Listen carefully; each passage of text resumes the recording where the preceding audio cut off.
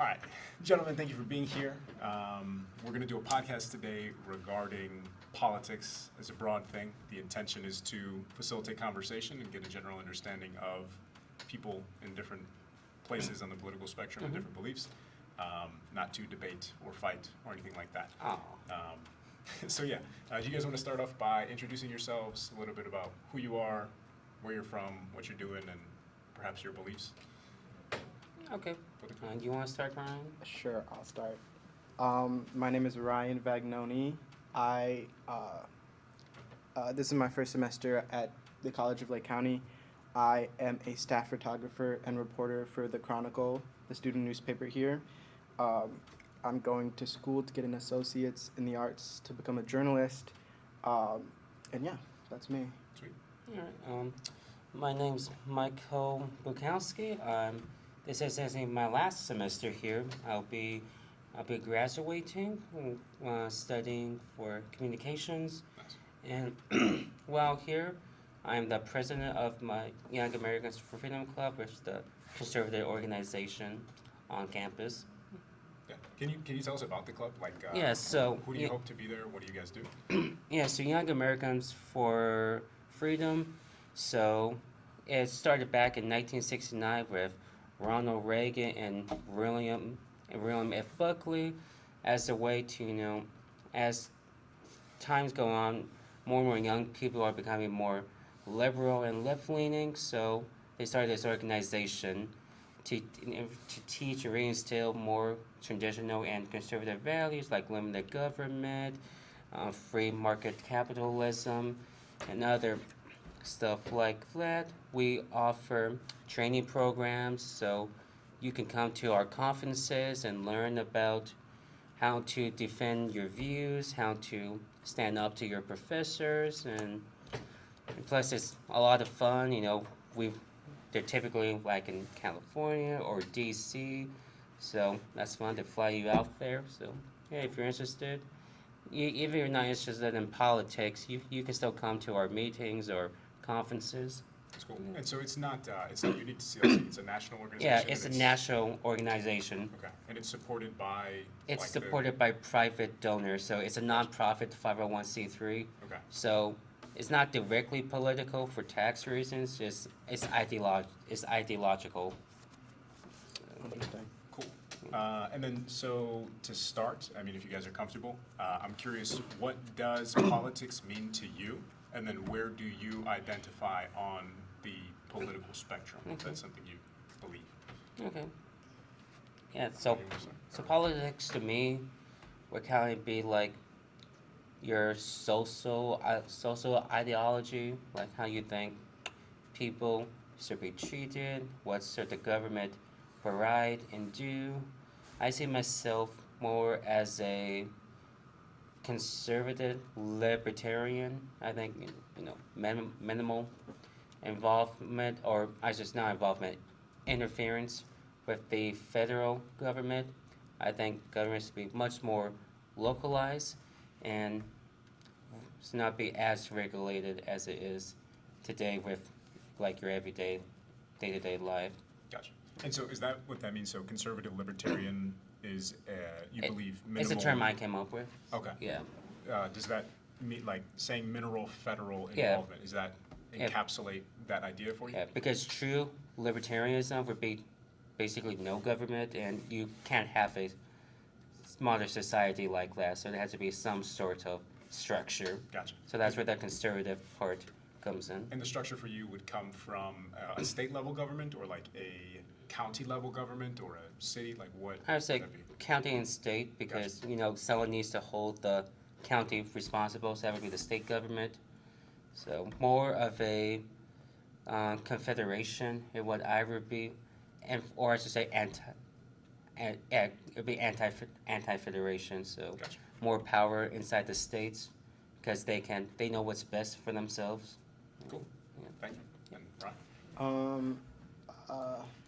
I think politics is a very interesting thing because it can mean almost anything. I think specifically, the act of voting is kind of the main political movement. and then it gets broader, and it becomes everything. Um, I would call myself a democratic socialist. I think most of the ideals of like DSA with a populist agenda, I yeah, that's kind of where I am. Um, yeah, that's what I would say. Okay. Can you like paint some color to what does it mean to be a democratic socialist? What is DSA and what is a populist agenda? Or if that's too much, whatever you. It's just the more progressive, populist side of the liberal Democratic Party. Um, it looks at like social safety nets and things that kind of help, the people in poverty get out of, kind of the wells of that. That's kind of where I would like to see our country go, into a place that kind of helps people. So if I were to see like the federal, I would prefer it to, look at the social safety nets like Medicare, healthcare, and revamp it, or completely get rid of it and fully fund a free healthcare system. That is kind of one of the core values of DSA. Okay. So. Cool. Thank you.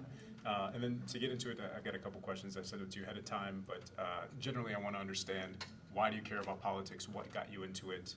Things like this. So, why did you start paying attention to politics? Why do you care what is happening in the country if it's beyond, your immediate day-to-day? And what made you start paying attention to politics in the first place? Yeah. So I grew up in a highly political time. I was a child when 9/11 happened and the map market financial crash in '08. So growing up, seeing how it was always this politically divided and really intense. But then I turned 18 around the time the 2016 election come along, and my whole life, every politician is the same. And then I saw Trump, and he was different than everyone else. So that's what got me interested in politics, seeing that there can be something different. So, yeah. That's very interesting. I kind of grew up in, I would say, a very volatile time, and then I got into politics during the 2024 election because I'm 19 and I was turning 18, so I would have been able to vote, and I did. And so I said, if I'm going to vote in this election, I'm gonna learn about everything I can to make an understanding and an actual decision as opposed to being uneducated. And I came to the conclusion that what I wanted for our future wasn't what we have now, and I've really only been like a functioning, like not a toddler, while our current president Donald Trump has been in politics for 10 years. And so all I've known is kind of that Donald Trump and what he and his effect of politics is. And I personally, people I know, democratic socialists, we kind of want a different world than that. And just for clarity, 2016 was the first time Donald Trump was on the ballot for election? 2015, 2016, wherever that election cycle. Gotcha. I think no, it's 2016 because I distinctly remember being in Wyoming during the Iowa caucus. Gotcha. So yeah, it was 2016. Okay, Yeah. cool. The next question I had for you, if you had to name a few things that someone's government genuinely owes to its citizens, what would they be at like a bare minimum? I would say the bare minimum would be to protect our constitutional rights, Okay. and then public service, like I don't know the right word, but like police and fire. I think those are the absolutely bare minimum, and then some other stuff like have like you're saying some social programs to help people out a little bit, like just a little bit, at the bare minimum for those who qualify. But I would say there is little that the government does own. Basically, your rights and safety Okay, would be the most bare minimum. understood. And for you? I agree with the constitutional rights. I think in the strain of healthcare, I think we owe the right to free healthcare, and I do think that is a minimum that should be applied to us because, like, we are like the only major, country without free healthcare. So I think baseline, bare minimum, free healthcare. Okay. And as a whole, do we believe that a government is responsible for leadership of a country, for ensuring like the health and well-being of its population, to Absolutely. take care of like economic prosperity, or like where do you fall in those beliefs? So, do you say the government is responsible for the health? Do you mean like the individual, like someone's having an unhealthy lifestyle, they're responsible for that? Right. Well, I Because suppose- there's some personal accountability that comes in Sure. for health. Yeah. I would say to a certain extent, but like with real healthcare, if people, just have a really unhealthy lifestyle, that's not fair for other people. Like somebody that's 600 pounds versus some young, healthy person running marathons. But I think, just like an annual checkup would be like the bare minimum. So, Understood. yeah. Maybe I'm misunderstanding the No, no, portion. that makes sense. Yeah, I mean, if we don't, I think free healthcare should be a bare minimum. I don't think it should cost thousands and thousands of dollars it shouldn't cost $1,000 to be in an ambulance. It shouldn't be so expensive to, go get a checkup. I think those are things that we are behind on as the United States of America, and Yeah. we should, work on that. Yeah. Yeah. I agree with you on that. It's not thousands to get checked in at the ER or doctor's office and hospitals. I mean, ambulances are so expensive, Yeah. and lots of them are privately owned, so they can charge you whatever they want. Yeah. It should be more regulated. I was going to say $1,000 for an ambulance ride would be incredibly inexpensive relative to what it actually costs to ride an ambulance. It's like There you go. $6,000 to $8,000 less Yeah. time. Yeah. I was trying to be kind, but you're right. You are right. Yeah. Okay. So right now it seems we have had the advent of social media in our lifetimes, and then as of the last 8 to 5, how recently algorithmic media, like constant scrolling, has become a thing. It's gotten even larger. TikTok has become the largest platform that news is received in the United States, and then AI has been created through LLMs, but also like the production of AI-generated images and all these things. You can make videos that make things that have never happened in life. So there's a ton of crazy stuff, and it's just, you're always being inundated with stuff, and these algorithms push outrage. Whatever is the most sensational is the thing that's going to be promoted. So I wanted to ask a question. How do you decide what is true? You have conspiracy theories, conflicting coverage, algorithm rewarding outrage, not the actual truth. How do you each decide what to believe, what is true? Well, decide what's true, so I'll tackle AI first.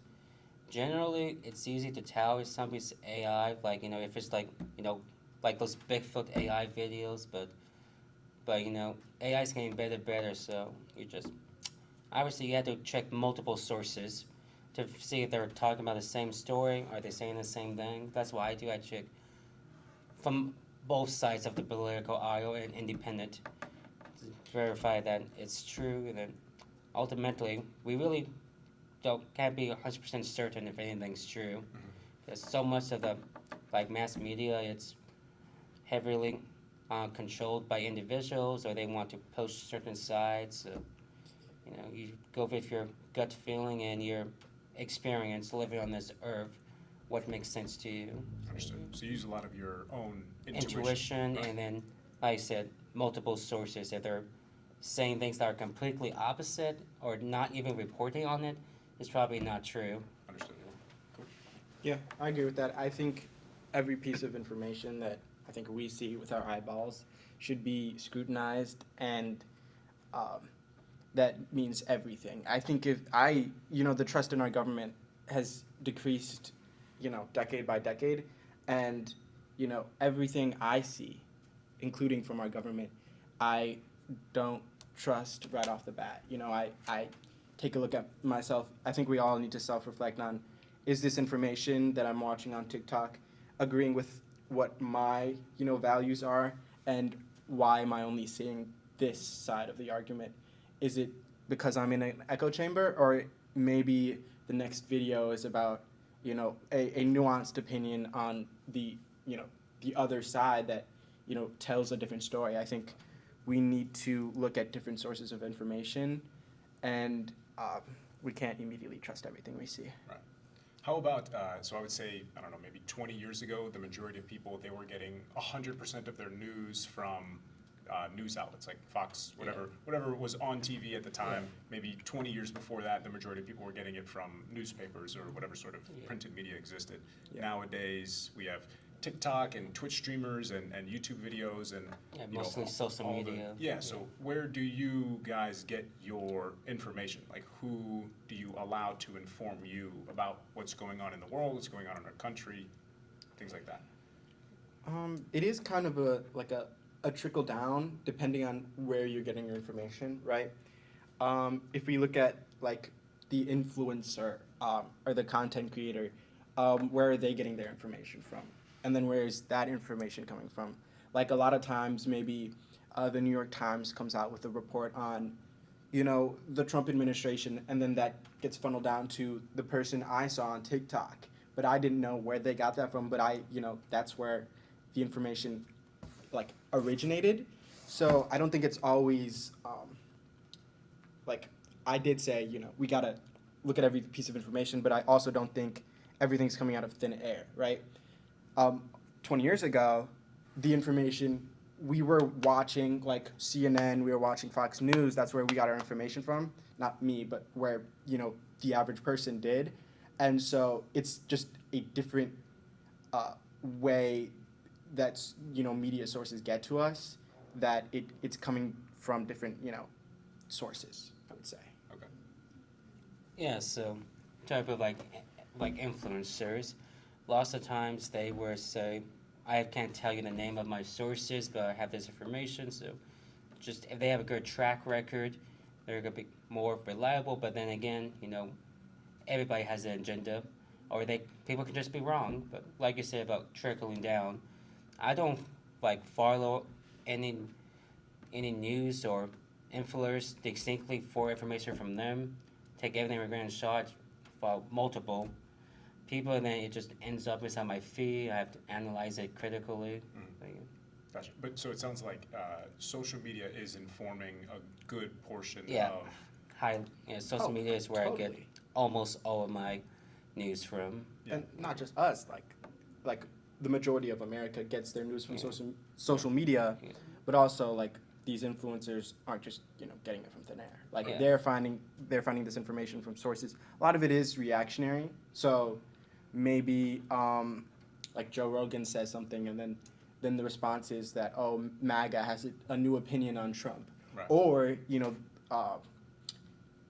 the New York Times comes out with an article, and then that goes through the system, goes through social media, gets on Twitter, and then there's a response to that. That becomes like a news cycle. Yeah, So. and I feel like with social media, it can be more genuine because anybody can post on there and say report on whatever they want. But on places like CNN or Fox, it has to go through approval and a whole bunch of stuff. They just can't say, like they can have video evidence of something terrible happening and it could get stuffed away. But on X or whatever, you can post a video of that, like airstrikes going over in some foreign country or whatever that's not being reported on. You have more independent journalists on social media. And that's very interesting because the positives and negatives to like the traditional like news media it's very much, sometimes they don't talk about a specific thing that's happening maybe in a specific country on the other side of the world, but also they have to fact check everything they say because they will they might get sued. Right. So if someone on social media says something volatile that actually isn't true, that is like the negative to this, to Twitter, to like the social media of it all, because they can say this thing and it can like No blow up, consequence. and they won't get any consequences. Right. So to touch on that, right, this the volatility, the reactionary content, the fact that there is no fact checking about anything that goes onto social media, it seems like a lot of the more extreme voices or the louder voices are the ones that are often heard, or the ones that are at least spread or retweeted, reposted, whatever it is, the most often. Do you think that that mechanism is a good thing, that as a whole is leading us towards solutions, or that it is pulling us away and just, making money for whomever uses the platforms? I think it's just human nature. You're gonna go for the person that's the most charismatic, best personality, most attractive, because someone can be really like a good public speaker, but just have BS information. But you're going to follow them because they know how to engage and capture an audience. Now, it being problematic, I wouldn't say inherently, but like we've been saying, you need to be critical of and analyze everything. Yeah, I think that's a big reason why Trump won twice, because Yeah. he was very, very, the way he spoke, the way he talked, his personality was very good for the social media environment. He was able to get a clip there, like the presidential debate with Kamala Harris, where he talked about cats and dogs. Like, that was huge. I remember when that happened. People like Kamala Harris don't have that. And Yeah. I think we'll see in the future, we already see politicians trying to copy or put their own spin on being, like an influencer, and it is very cringy. That's why it's so interesting to see someone like Zoran Mamdani in New York City, and the way he used social media to become like the new mayor. And I think we're going to see a lot of that. It's going to be a lot of cringy and a lot of almost satire, but the goal is to get as many eyeballs. And the thing about social media is it's very reactionary. It's very volatile. Like, saying the craziest thing will get you the most views, but also it's very dangerous. So that's kind of the pluses and minuses. Sure. Do you think that with the way things are going and the fact that social media is such a powerful amplifier to any message, that we will see a shift, like you described Trump as being different than any other political candidate because of his ability to, like, he was a reality TV star, and he speaks well in a way that aligns with the platform of social medias. Do you think that we will see a lot more of these like influencer content creator type people Absolutely. going into the space of politics? Like when Trump was getting up and up, lots of other politicians start to mimic him. Like you see now, Congress now than 10 years ago, it's totally different. It's a much more vulgar language they use with each other, trying to imitate like Trump trying to get reactions from people. So yeah. There's people like Gavin Newsom who will copy Donald Trump's social media with like capitals and like full caps and use AI images, and that's kind of a big reason why he's become so popular, because he does that. And the same thing happened with Obama. People copied his rhetoric, the way he would talk. People like Josh Shapiro sound like they're trying to be Obama so bad.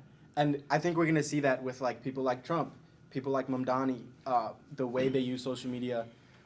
But if you don't have that personality, it's gonna be cringy. It's not gonna work. Yeah. And so we're gonna see a lot of the like cringy boomers try to become like content creators, and it's gonna be really bad. Like I think it'd be funny. we see like Chuck Schumer, and Chuck Schumer's TikTok dance. yeah, it's not it's not like good. It's bad. I So mean, what would be like bad about it? it doesn't do it well. Like, Yeah. to be able to Do you be think a it causes content more creator. damage? Do I think it causes more damage? Well, I don't. Like How make much it more less damage could you reparable? cause to the, to the Democratic leadership? I don't think they're doing any favors. But I don't think people are watching them It's because a- they're good at their. It's a double-edged sword. case. Yeah, I think they need to go. If you want me to be honest, I think they need to get replaced by someone younger. Well, but that's a different question. Which It- I think you had in the list of questions about younger people. I do, yeah, we'll get to that. I'm curious, you did bring up something really good. Do you guys think that people who are supposed to be taken seriously as politicians, who are supposed to be leadership for our country, our government, that them doing TikTok dances or like playing the social media game, that reduces their credibility as leaders for our country? You know, it's hard to say. I say times have definitely changed. I think, like that's more acceptable now Yeah. than what it was like even 10 years ago to be on these internet challenges and you being more active on social media. Right.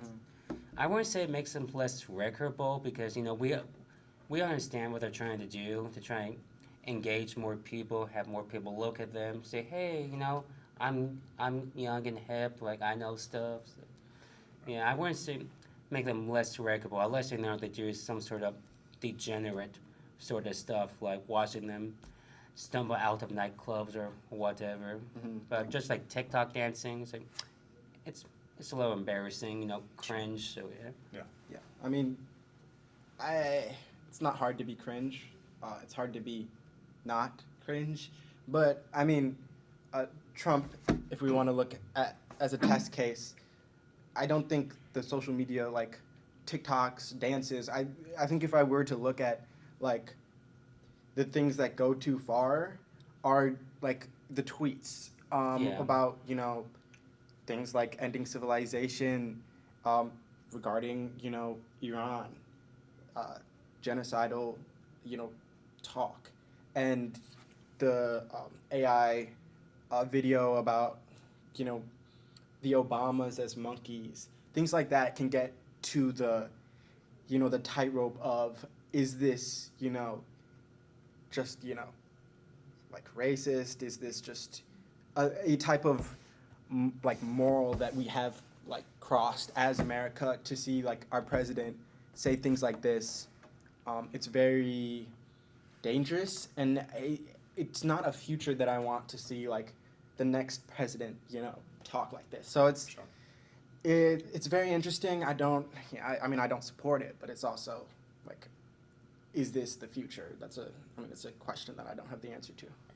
Okay. Going off of what you just said, not wanting the next president to necessarily talk like this, not necessarily with party or policy, but in terms of character, what do you think a person should actually have in order to be a leader of the country and to lead the country well? Does that align with what we're seeing in our current government leadership? Well, I don't want to talk about the Democratic leadership because I don't have anything good to say about them. So if we were to just the Trump administration in general, the pluses, at least looking from the last Trump administration, like the 2.0, the amount of people that they've had, like the cabinet that have stayed and supported each other, that is maybe one of the only things that I'm like, wow, that's very interesting. Seeing all of these things happen and watching them, stand up for each other is very much like, they're holding the line, but also like, Pam Bondi talking about, the Dow, and then Kristi Noem talking about, terrorists. It's very much, I don't know. It's the rhetoric coming out of the administration.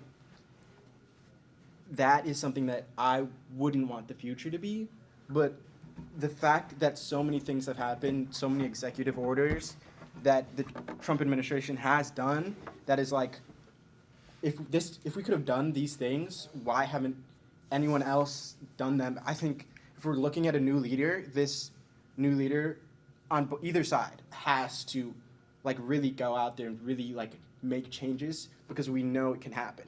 Like last year, if you had asked me if literally any of the things like Donald Trump has done could be possible, I would have said no way. But it has been done. It is going on, and it's like it's insane to see a world that hasn't been changed. So Yes. How about you? So, but it cannot be of moral, workable character and leading a country as a person? I would say generally yes. Someone should be high, have a high moral character, like a religious person. That they have they have a family and kids. So they have something. Having kids makes you more like conscious of what you're doing. But then if someone is doing a really good job, and they have a less than favorable personal life, it's a hard situation because they're doing a really good job, but personally they're not being a good example for the rest of the country. So I would say generally, talking for a president in particular, they should be a high moral character. Interesting. But then they also have to be able to make the tough calls that may not be what's morally right, but for the long term and for other people's benefit. Okay. And just going off of you saying interesting, I'm curious, where is this? How much distance between what a leader, not necessarily the president, but distance between what a leader says they're going to do and then what actually happens, how much distance between those two things is too much for you? Like, is there a point where, if you can identify hypocrisy in somebody's leadership, that is disqualifying as you like caring about this leadership or being able to take them seriously? Like someone doing the opposite of what they said they were Yeah, going like to if do, they or say, just like- not able to fulfill their promises. Are you saying like if they campaigned on no foreign wars and then they started a war in Iran? Like, yeah, any form of hypocrisy. Somebody who says that they're going to do something and then they do something different. That distance, right? Is there a point where that is too much? Is there a point where you attribute it to chance or the fact that things can happen or that everybody has their own faults? Like, is there? What I'm trying to understand. Is there a point where you say, you have like betrayed my trust, so therefore I'm no longer going to follow you or support you or advocate for you? I would say yes. I think there's, campaigning, and then there's being in office and realizing things you said aren't, possible without real change, right? It didn't surprise me when Trump said, I'm the guy who's not gonna get you guys into wars. I'm gonna end the wars, and then he went to war in Iran. It also didn't surprise me when he said, I'm gonna put all these tariffs on, and people were like, there's no way he's gonna do the tariffs, and then he did the tariffs. And so, I don't know.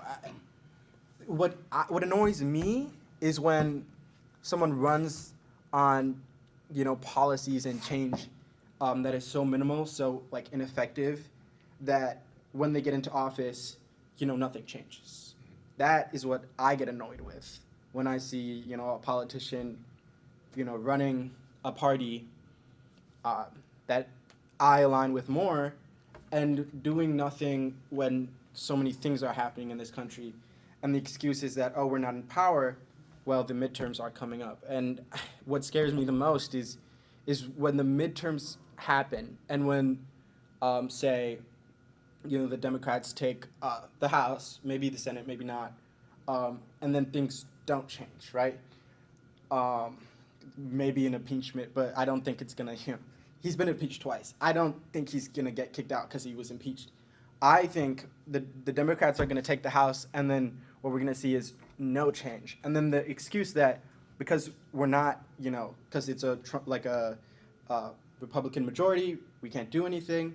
Oh, but now we have the House, we also won't do anything because, we're incompetent. Like, that's the issue that I have. And so for you, we'll get to you in just a second, but I wanted to touch on this. For you, you're not necessarily focusing on the individual. You're focusing the party as a whole or the the predominant- leadership. Yeah. These are the people that have to, whip the caucus. Like Chuck Schumer, when the government shutdown happened, right?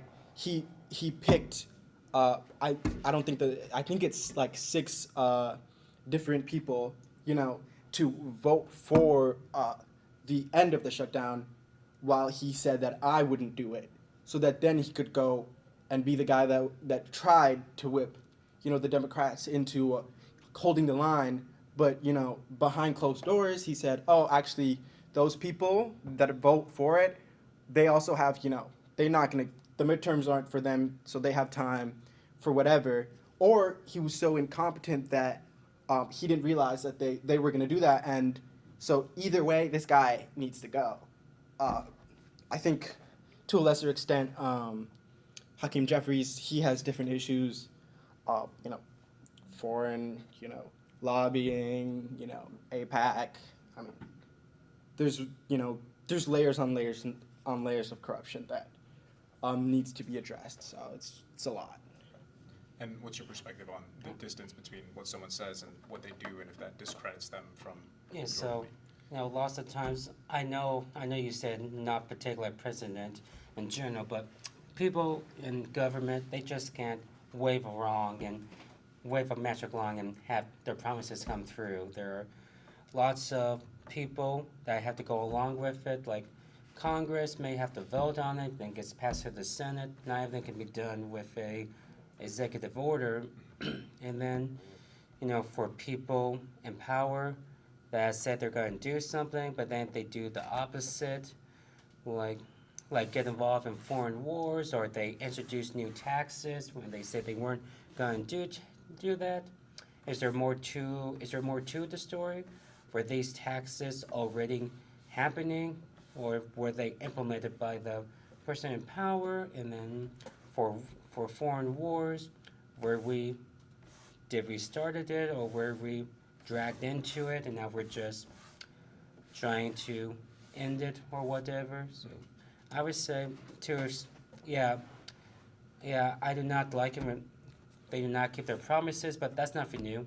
Right. It's been like that in decades for politics. We not just blindly believe their campaign promises. Right.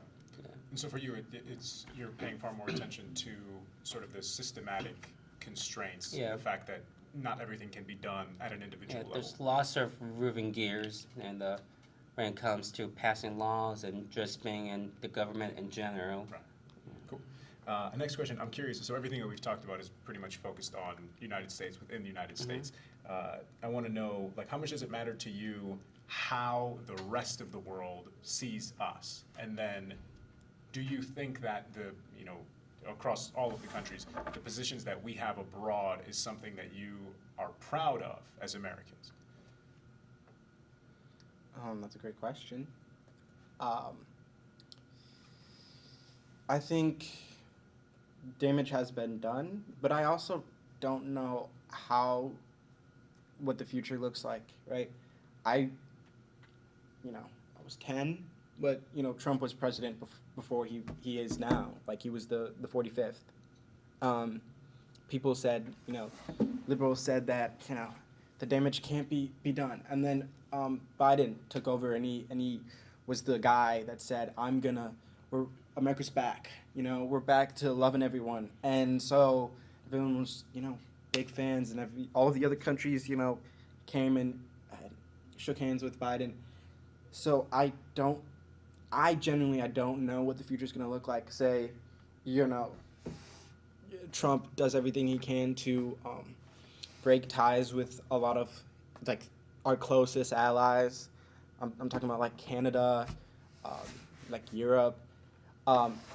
So we could have, a new guy that no one knows yet, taking over, and it's, getting a coalition that is, anti-war and, rebuild USAID that helped, tens of millions of people. So it could be great. It could be horrible. I don't know the answer to that. Okay. I mean, caring what other countries think about us. I mean, as long as we're taking care of America first, I think that's what's most important. So what if a bunch of French guys don't like us? We are taking care of ourselves, but also with that said, we also want to maintain good international relations with these other countries. So, as long as we're not screwing them over, half the world thinks that Americans are just fat and lazy. So, Yeah. But we have a negative impression of us. I mean, Sure. Yeah. But the argument would be that we are screwing, the world over. Looking at the war in Iran, the blockade of the Strait of Hormuz is cutting off 20% of oil, and so that is affecting every single country that uses oil, which is every single country. Right. So I don't know how that affects relations with Sure. them, but I can't imagine it's good. Generally speaking, and I guess it's different because right now there's a lot of stuff happening. Generally speaking, do you think that the world's view of us as a country is a favorable thing, or that they don't really like us? Well, the United States is it's the biggest superpower. Donald Trump is the leader of the free world. In a lot of ways, these other countries have to work with us. And there was a time, right? It may have been like a mirage, but there was a time when we were seen as, the guys that you had to work with, right? Because we had the people, we had the money, and we had everything else. We had the military, the support. We could give you that. But that was also because we had trust. We had trust in the president. We had trust in that whatever happened, inside the United States, we were still that guy, right? And that trust in a reliable, government, I think it's shifted to the point where people are going to like China, the number 2, for like imports and like aid and like trade deals, and that is a very scary new kind of world that we might be living in, post-Trump. So I don't know. What's your perspective? What was the question again? Like, what was the question? What was the question? Which like how other countries see us? I Oh, thought yeah. that was the question before. No, that was the question. Do you think that all the other countries look at us favorably, or that we have a negative reputation amongst them? I think throughout history, generally have not looked at the U.S. favorably. Like Ryan was saying, we're like the big kid that's on the playground that Right. you have to work for first, and then what you're gonna do without us. So Sure. I wouldn't say like abusive. I would say just reluctantly you have to do this, otherwise you're gonna be screwed Right. if you don't. Okay. Yeah. To pivot a little bit, I'm curious. So for both parties, where do you two see the biggest failures of our government to actually serve the people? All right, you want to go first, Ryan? I think Like, not just unique to this administration. yeah. Yeah. I think As a whole, are we being taken care of it the way that we should be? I think it's the capitalism of it all. Where we've the way corruption and monopolies work, and nothing, no safeguards really going on right now that are like looking at these corporations that are able to, put like deep pockets of these politicians in a very corrupt way. Things like pharma, like big pharma, and like oil, like tycoons having their way with like a lot of the policies, including like AI, because AI is huge right now, and AI is and will be the future. Like 50% of all jobs getting replaced and whatnot. These people are able to say, oh, we don't want any regulations on AI, right? Because we have so much lobbying and money being thrown at DC, to the extent in which no politician will say, maybe we should, put some regulations. Maybe we should say, let's not do that, and let's not do that. Maybe no fully autonomous weapons, but that's not happening.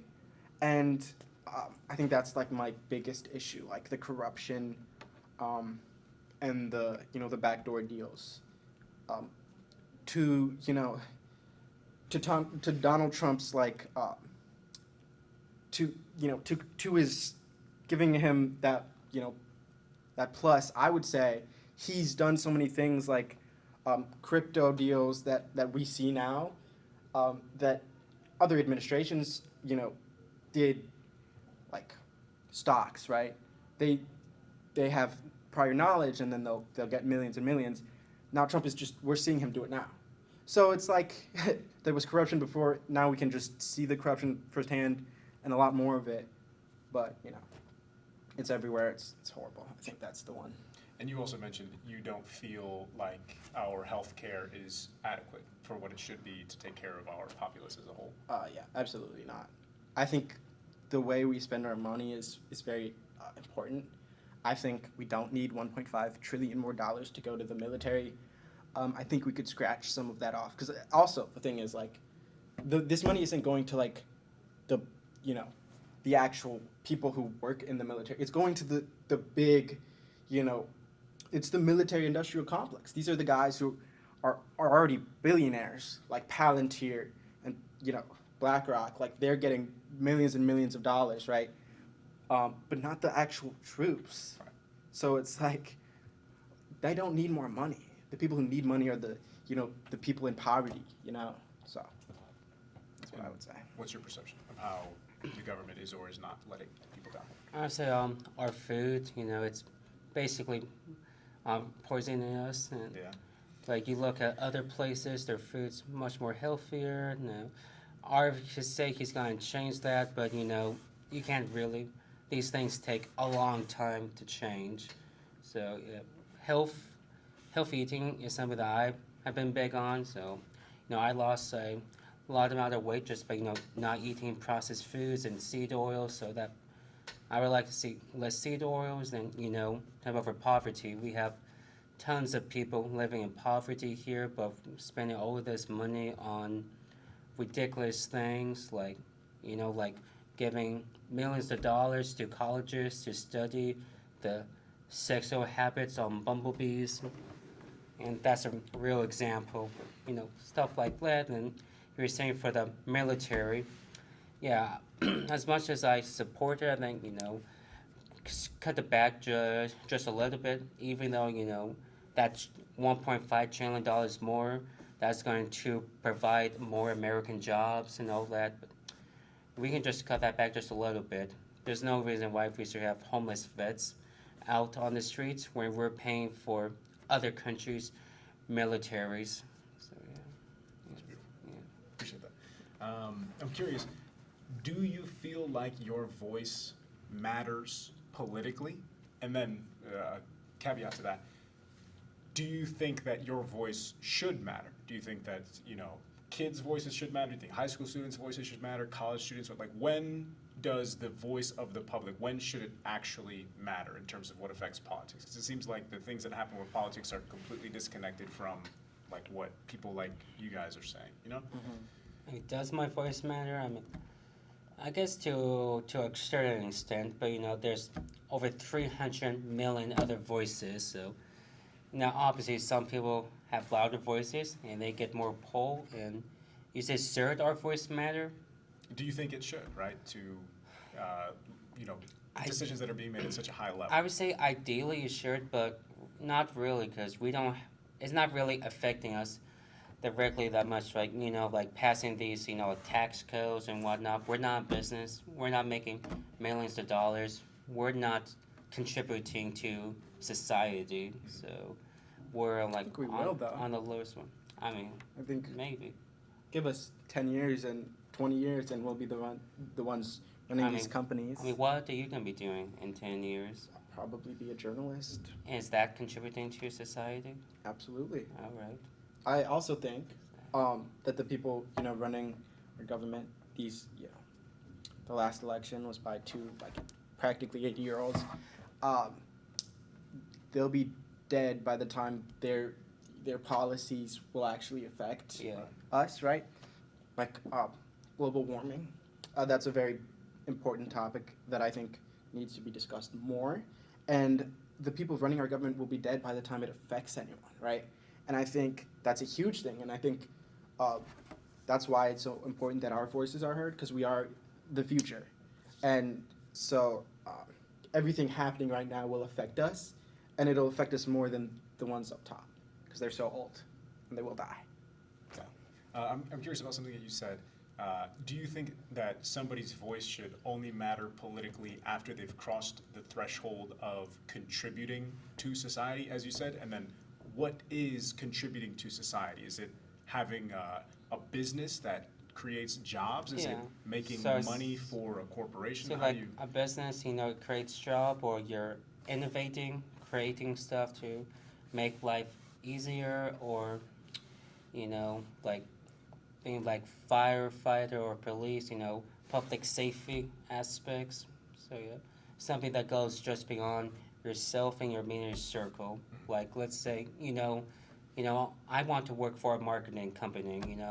That's not really contributing to society in a positive way. At best, it's a neutral thing. Even though it does provide more revenue for a company to employ more people, at the grand scale, I'm not really would be contributing to society. Right. Yeah. So the contribution comes in owning a business or in innovating, not being a worker or working a 9 to 5 or having a salaried position. Well, I won't necessarily say a business because that's more of a narrow, but I think it's more of a broad thing. Like, how are you, like, you don't have to own the business. You have to add I'm just repeating myself, but we're not making that much money to our tax. If we stop paying taxes, it's not gonna make anything. Right. People are not depending upon us. We don't have kids or anything dependents. Okay. But I do think we are part of that working class. Yeah. That is so important. That runs Yeah. is what America runs Yeah, on. the little guy, and then trickles down. Yeah. Or trickles up. Yeah. So that I think that is important. Also, the kid aspect, right? I don't think the reason why we're not contributing is because we don't have kids. I think part of it is because the incentive to have kids is so there isn't one, right? I don't have kids because I'm not going to get any aid or help to have that. I think that's an important thing. If we wanted more people to have children, I think childcare would be huge. Is sexual desire not a reason to have kids? To reproduce, to have your genes go on. That's distinctly nature. Yeah, but also, I think it would help if I had an incentive, that this would help the United States of America. I would actually not, lose $1,700,000 because I got a toddler. I would actually have help from our government, and so then I would have a bigger reason to have kids. I think it's very clear that you would, right? I think in Texas, if you have 4 children, your income tax gets reduced by 90%. There you go. I mean, that's a huge incentive. Yeah. Right. So sort of where we agree, having kids is a very human thing to Yeah. do, to want to reproduce, but the cost of having children and the practicality of being able, you can work a job to be able to afford the children, but then you are never with the children, and if you're not going to receive any sort of external help, it seems like almost impossible to do it with. Absolutely. We can't even afford homes. Absolutely. I can't imagine our cohort will. But that, we're in agreement about that. Oh, absolutely. Yeah. Yeah. I think childcare is an incredible thing, and it would help so I'm many not people. disagreeing with you. And Yeah. if and I know this is a very big, talking point on the conservative side that, we need to have more children, right? So childcare, I think childcare would be a big thing for that, and I don't disagree. So. To tie into what you said, I thought it was very interesting. Should that childcare be government run or privately? I think it should be federal. Okay, but run by the government, not Absolutely. So A privately, I don't have, because you're not worried about these government daycares teaching your kids I think there certain should be. values that you are against or whatever that may be. I think in the same way that religion shouldn't be in politics, I don't think politics should be in schools. I think there should be a lot of regulation. If we're going to do childcare, I think there should be massive regulation. I don't want to see fraud. Yeah. Like in Minnesota. Yeah. Well, that wasn't in childcare. That's just straight up fraud. Yeah.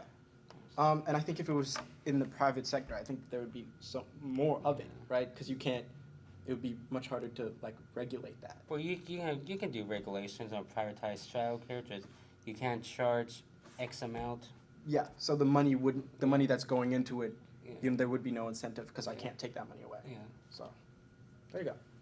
Thank you. To touch on what you said about a lot of these people making the decisions that are impacting our country, they will not even be alive to see or feel the consequences of their decisions. Yes. How do you guys feel about, I mean, I don't know the exact statistics behind it, but I know that generally speaking, the age of our leadership within government is pretty high, that there's very little representation of people in their 30s, 40s, 50s, Yes. and more so like late 50s, 60s, 70s even, 80s even. But it's like, so how do you feel about the average age of leadership? Do you think that it's healthy for a country's well-being to have leadership that is so old? And do you think that their tendency to hold on to positions of power, like pretty much until death, Yeah. that is representative of just their group of interest, or that is generally, the wise elder of the tribe, like that they produce some kind of value having those positions of power for as long as they do? There is some value for having that elder wisdom, but oftentimes it's just for their own personal gain. And like, I forget his name, but Stormy something was in Congress for 81 years, so that's way too long. We should definitely have term limits and get more younger people into Congress. I think you can get into federal Congress at 25 years old, so we have very few young people. I know, I think AOC is one of them, and that's the only one that comes to my mind for young people under the age of 30 in Congress. Is AOC? Well, she's over 30 like now, but when 36? she started, Okay. she was like 28, 29. But she's one of very few, Yeah, not the only yeah. Well, that's on the federal level. On the state, like state representatives, there's some more young people, but see more on the federal level because there are lots of times, and you've been in Congress for like 40 years. There's probably going to be some sort of corruption in there, or you just want to keep getting re-elected because there's no term limits, so you just keep going. Yeah. Young people, they grew up similar to what we have, experienced that, they want to change that. So, Yeah. yeah. How about you? Not the ones that started it. There's like even in like the federal level, there's like a class system in where that these leaders and the people in the higher positions in the federal system, like the House and the Senate, even when the younger people get voted into office, they're still down here, right? Because there's a level, and the hierarchy is age, right? The older and longer you are in Congress, the higher the position you can get. Right. And even if this really old person leaves, another really old person is going to take their place. And I think that's wrong. And I don't think it should be like that, because it's not healthy, right? There needs to be recycling every generation, right? These people see the world completely differently than the younger generation does, because they grew up in a completely different world. And that goes with the whole social media thing. That's why it's so cringe watching Chuck Schumer try and do a TikTok, because he's not good at it and he doesn't get it. And that's okay, but he should, move on, step aside, not because another guy can do TikTok better, but because another guy understands the people that are on TikTok, which is the majority of America. The people who want to see change, want to see authenticity, the genuine personality of these people. That's, part of the reason why Trump got elected. And we don't see that with these older politicians, and that's a big issue. And Trump's also older. He's like, I don't know, almost 80 or something. And He's almost 80. It's like 77, 78. Like 87, 80. He's 87? Or 60. Yeah, you're right, 70. Okay. No, but yeah, even though like Trump's like old, was born in 46, he still is able to use the social media and internet and it comes off more genuine. Yeah. Like he's more in touch, which makes sense, I don't know why these elderly people don't know how to use the internet. They've been there since the beginning of it. It's not a new thing. Yeah. So Trump adapted to new technology, and He's very unique. And other people should do that. He was a TV show host. He was the guy from Yeah. The Apprentice. Home Alone The 2. Apprentice. So Yeah. He was in Home Alone too, yeah. the Pizza Hut commercial. And Zoolander. He was in We're- Zoolander. Yeah, there are a lot of like media references to Trump over the Yeah, before his political. Oh, career. even like a ton of back in the early 2000s, Trump was the cool rich guy. Lots of rap songs. Right. men- Mac mentioned Miller him, yeah. made the Donald Trump song. Yeah. I mean, so was Diddy. Did he? Yeah. Yeah, but he's Yeah. I suppose a different. Cool. So to transition a little bit, I'm curious, how do you feel structurally about a president, so the head of leadership, having the ability to omit wrongdoing from anybody committing any sort of crime, including murder or the destruction of the environment, the poisoning of water, the poisoning Yeah. of air, things like this? Do you think that is a You write power? presidential pardon? Wait, what? Presidential pardon. Oh yeah, the pardon. Yeah. I think they're only allowed to do like 5 of them a year. Okay. So I think, that's. Is that true? Yeah, and I believe that is a constitutional thing. So Is it for like specific levels? Like if it's like a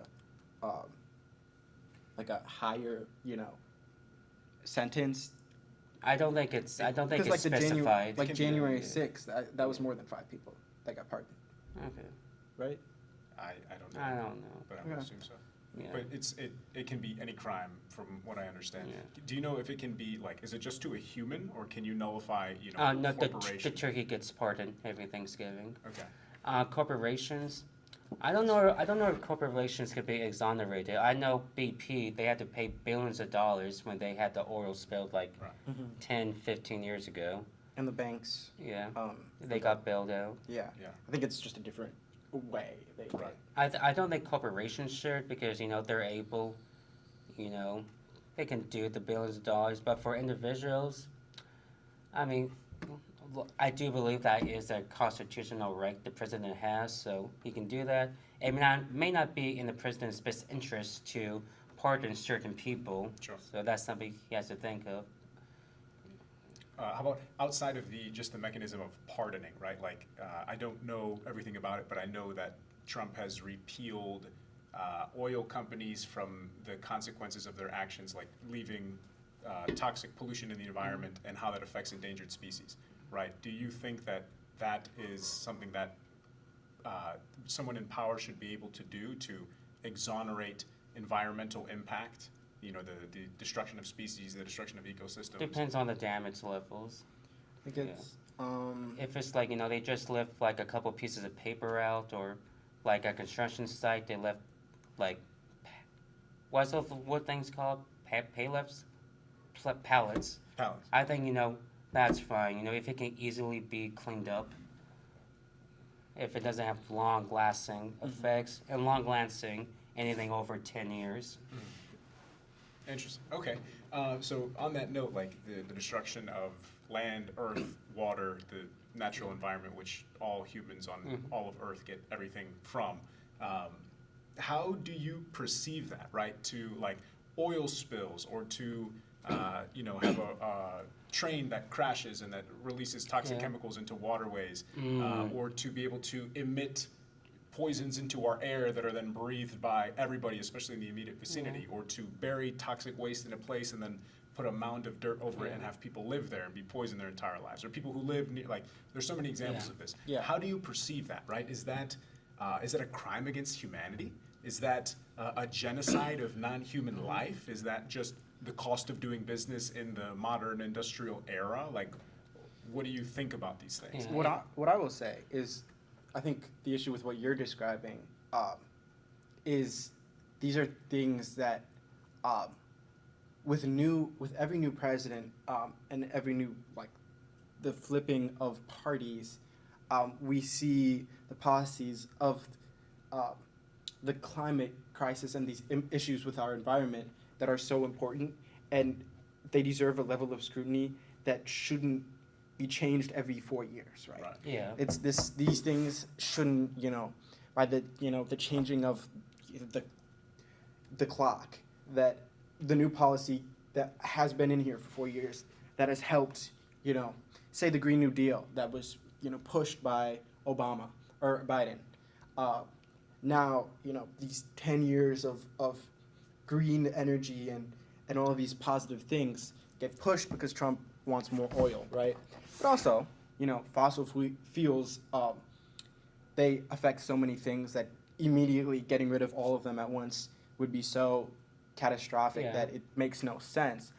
But it's like we can't just forget how important our environment is, to the extent that it becomes like a political, you know, issue. Like this isn't a left and right thing, right? This is a human, you know. Yeah. This is like a huge. It's more than that. It's bigger. So Yeah, it's the best thing we can do is just give up on it all, because solar panels and electric, those are all terrible for the environment to produce those materials.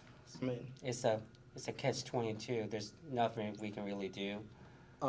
China's doing great with like electric vehicles. Yeah, but those are also like causing mass pollutions. You have to mine the lithium and cobalt, and lots of them use slave labor and creating diesel excavators, polluting. Like your Tesla car, it takes 10 years of driving that for it to become net neutral. Yeah. And Well- do Teslas even last that long on They do. average? They do. I think they're guaranteed to 125,000 miles, and So that's like 5 years.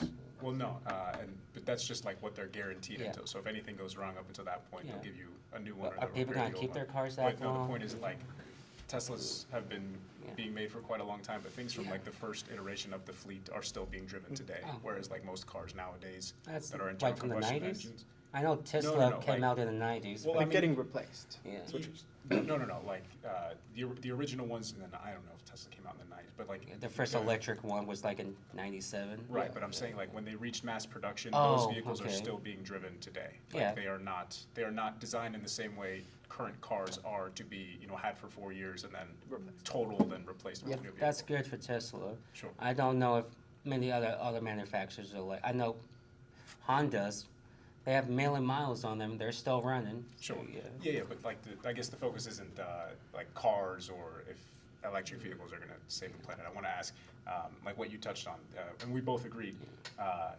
these issues of the environment, the water, the air, the nutrition of our crops, things like this, and not destroying more of it to make it concrete foundation that can't be used for Yeah. anything.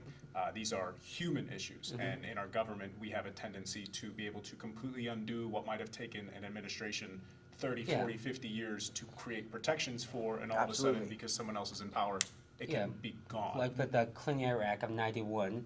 What is that?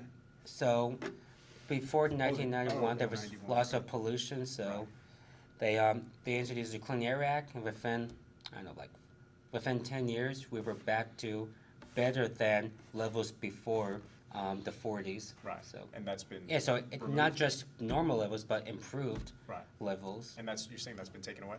No, I'm just saying that's one Oh, example I got you, of okay. Like that lasting the multiple continuation. administrations. Yeah, so I guess my question is, do you think that things like that should be able to be set in stone and not removed by any administration that comes along in the interest of human life, well-being, and flourishing, as opposed to suffering and dealing with these consequences? Set in stone to a certain extent, there can but be not changes. but not impossible. I don't think any law should be impossible to add amendments to or to change, because as time goes on, needs and wants change. So it should be difficult but not impossible to change it. Okay. Yeah. Yeah. But and as you said, needs and wants. I think the difference here is the fact that it's a need, right? We need to have these things in policy and in practice and being used, because if we don't, then it will be catastrophic. Yeah. But then when it's like we want to get rid of this so we can have more oil money, right?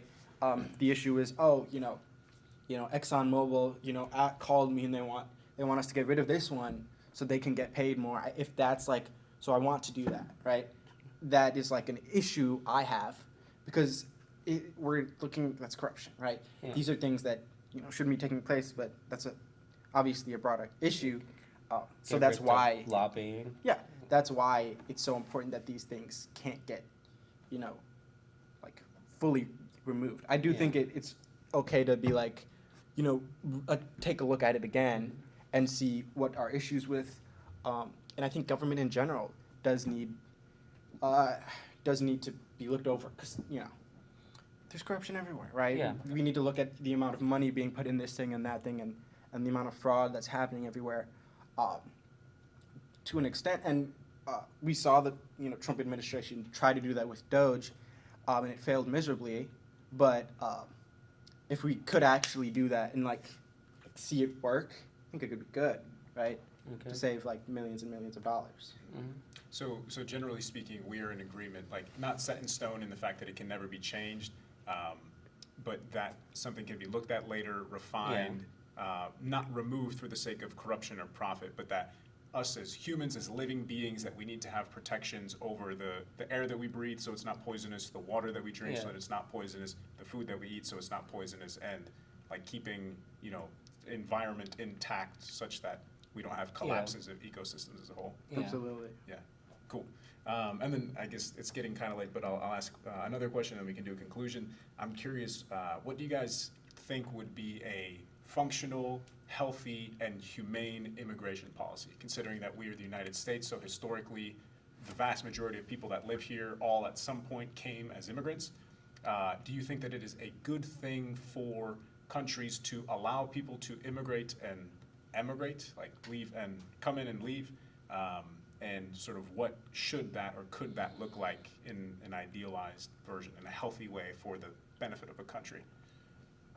All right. I think a idealized immigration policy would be, so they can, come here if they're not going to be a burden, like they have a job lined up or whatever. They're not coming here homeless, and with that job, can only get it if the employer was not able to find a U.S. worker.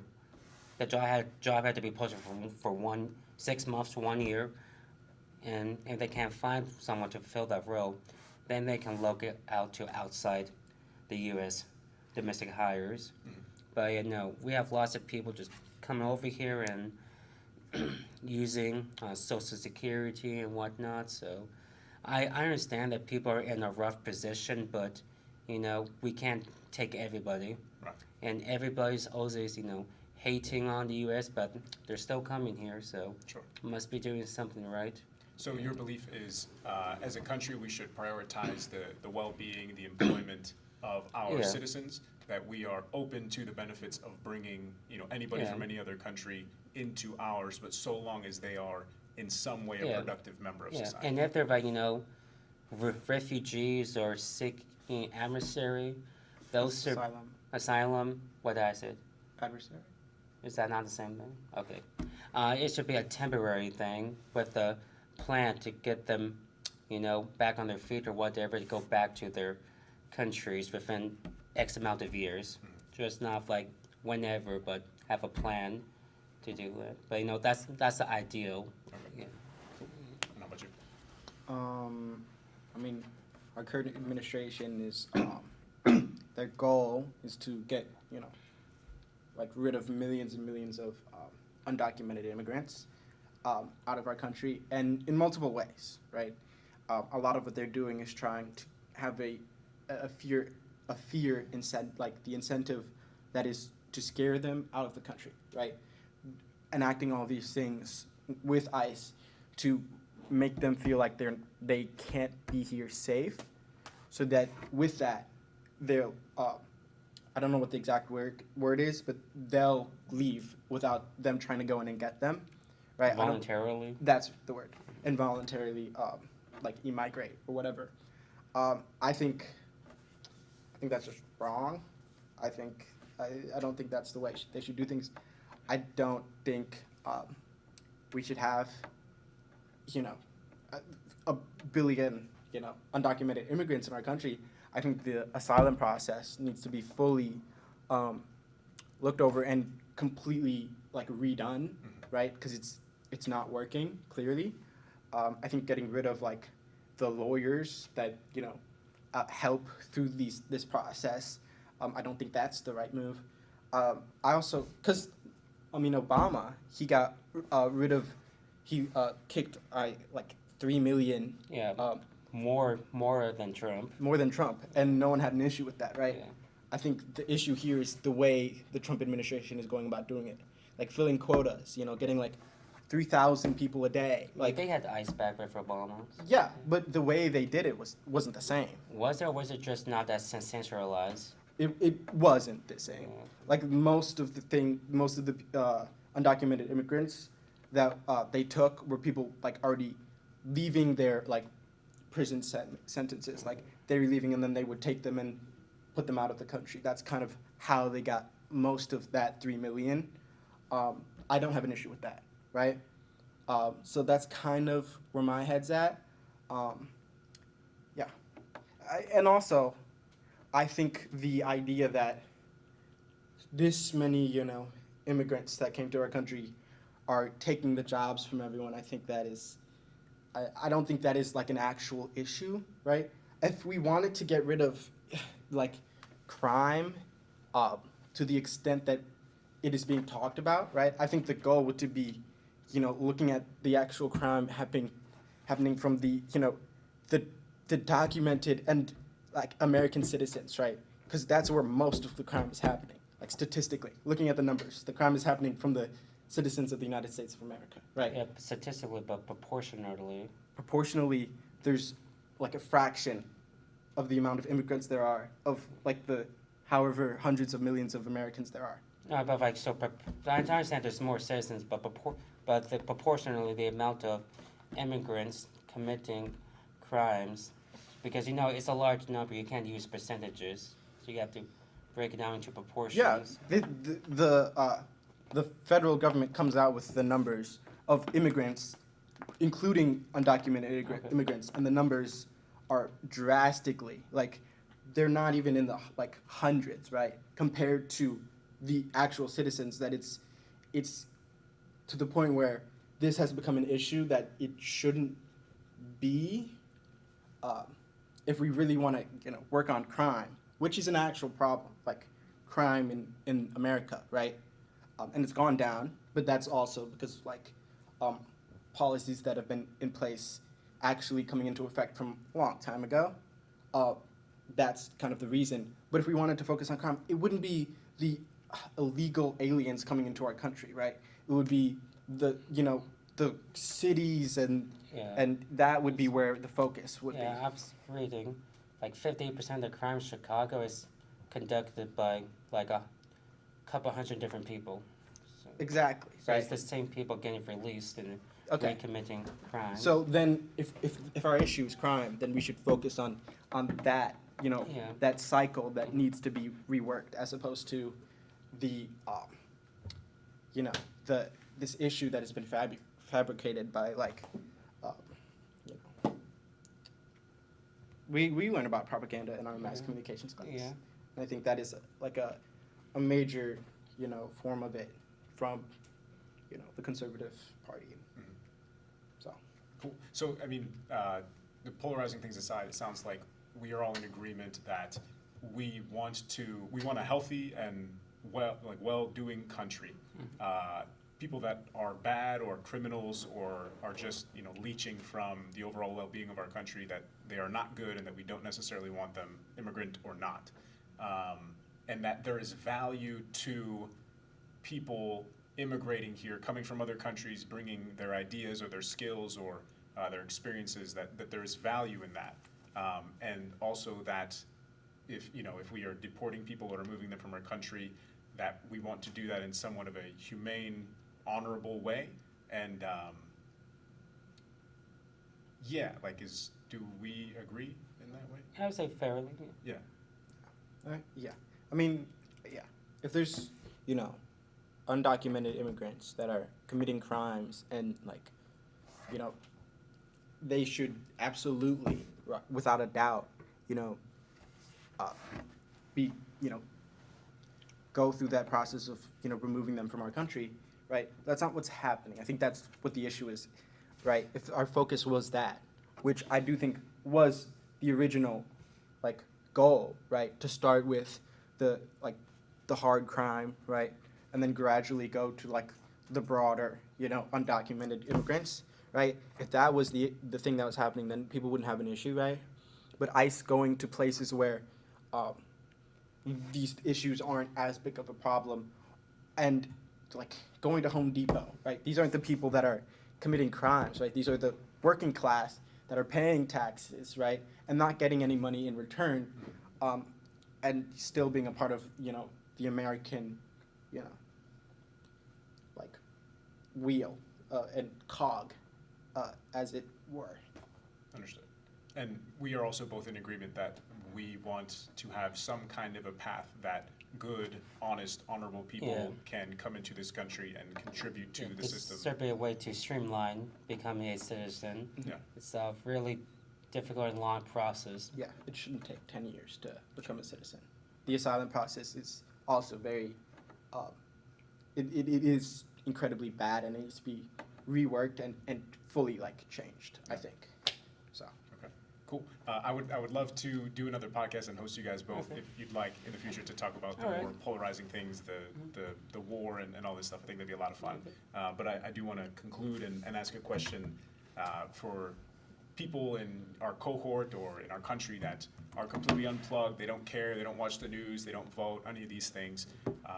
What would your message for them be? Like, what do you implore them to care about, or something that you want to advocate for, just as a closing statement for this kind of thing? I would say, politics, it affects all of us. It's just not oh, this is something I'm interested in. This is I like cars or whatever. No, this is something important, and you should pay attention and have an opinion on it, and you should vote. It's your civic duty, and you have the option to vote, and to a certain extent, it does make a difference. I agree. I think the big thing, right, about the people who aren't, don't really know anything about politics, is local, right? Yeah, local. Let's focus on if the fear is the broad, right? Because I have coworkers, right, and they talk about how I'm one person. What is my vote gonna matter, right? In a presidential election, right? Illinois, we're a blue state. We have Chicago. No matter what, will probably be a voting blue. That might change, but how much does my vote matter? And I think if you want to make big change, I think we can look at the local, right, and go from there, right? Community is very important, right? And 100 votes can make a big difference in these local elections. absolutely, right? And the community of that, right? There's churches, right? There's clubs, there's organizations, there's movements, there's coalitions, right? The big thing about Trump was the MAGA. There would be, MAGA rallies, and they would be huge, and it was like a party, right? And there is a community aspect of that, and that's why it became so big as it did. And there needs to be more of that community of it, right? Yeah. And I would also add, for people not paying attention, there are a lot of blank names on the ballots. Like, no one's running for certain positions. Like, I know a couple years ago, nobody was running for superintendent for Grant Township. So you could run unopposed. So yeah, Interesting. people sleep on local elections. Yeah, theoretically, because you have no experience, but be the only one running, and you would still get that Trump position. had no experience. He became president. Yep. Interesting. He was a billionaire. I do think there might be a certain amount of money that has to be, It's signatures. signatures that you have to have. There are got some you. positions that do require money, but Funding, I don't know what it is. but not all of them do. But they do require signatures to be on the ballot. Right. That's So right. yeah, even if you're running That's really cool. That's really on a third party like Libertarian or Greenhouse, you need 3 times as many signatures. I see. So Okay. yeah. Awesome. Well, last thing, I guess, for your club, do you want to promote it when you meet, and do you need to be a student to be a part of your club? Yeah. So you need to be a student Gotcha. Okay. to be a part of it. Or to be involved in. Yeah, so we're not having meetings for the rest of the semester Gotcha. because focusing on finals. But Sure. I am graduating in the end of the semester, so I'm looking for someone to take over that. Nice. Yeah. Okay. Cool. Well, thank you both for being here. Really This was appreciate it. great. Thank you, It's been a Matt. pleasure. And if you guys want to Enjoyed do another one, I think it would be great. Absolutely. Hell yeah, brother. Thank you. Hell yeah, brother. All right. So, Oh, we've been really bad. you're sorry. I heard that. And that was. I was just making more kicking screens.